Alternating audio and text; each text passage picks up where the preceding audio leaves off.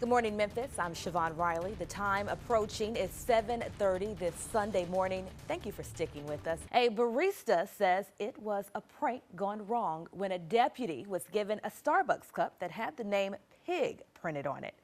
Breaking news into our Fox 13 newsroom. We have just confirmed that 4 people, including 3 children, were killed in an early morning crash in Fayette County. Nearly 80 men graduated from the Manhood University this morning. The city of Memphis added a new element offering women a similar program, encouraging people to stay on the right path. Former House of Cards actor Kevin Spacey was questioned by UK investigators about sexual assault allegations in Britain. Siobhan, I know you're looking for another opportunity to wear your boots. Yeah, got to spice up the wardrobe a little. That's going to be a good day for that. A Marshall County deputy is recovering after he was shot several times during a standoff in Byhalia Friday night.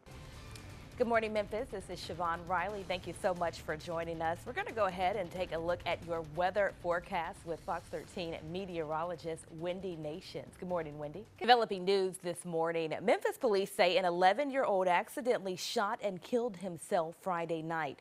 This happened at an apartment complex around 7 p.m. in the 3700 block of Station Way. Fox 13's Jackie Massey explained.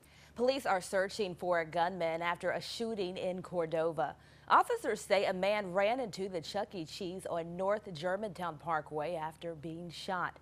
He remains in critical condition this morning. Police are currently working to catch the gunman and find out where the shooting happened.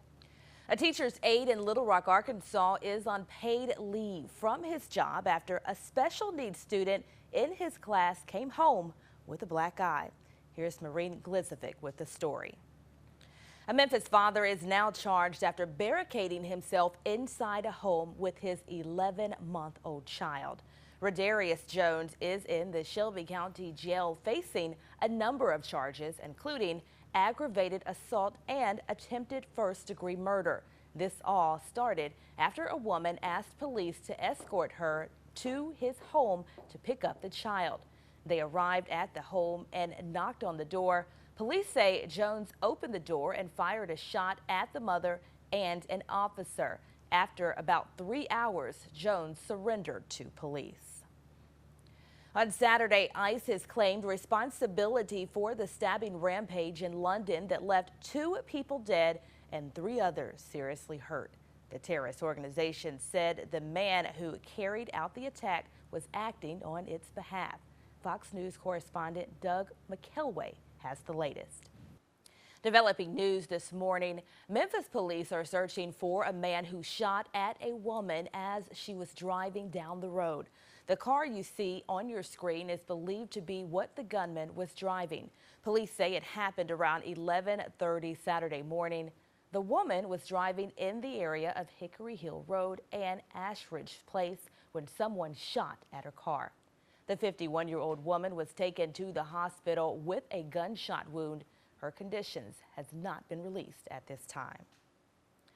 A heartbreaking update on the desperate search for 3 children who went missing in Arizona after being swept away by flooding.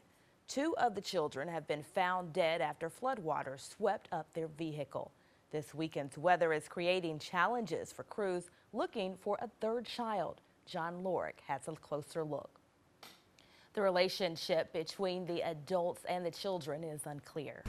The holidays are near, but there's a Christmas tree shortage. Find out the reason behind it.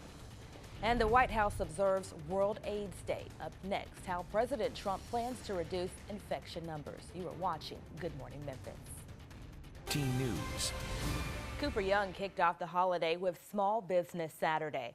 The event gives people across the Mid-South a chance to shop local throughout the day. Shoppers who entered their names for a drawing had the chance to win up to 10 gift boxes. Those boxes contained more than $100 worth of merchandise and gift certificates.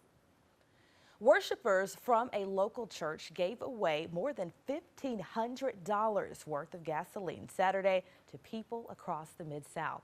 Country music fans had a unique shopping opportunity this weekend. The band Perry and their siblings opened a pop-up shop in their hometown of Greenville, Tennessee on Friday.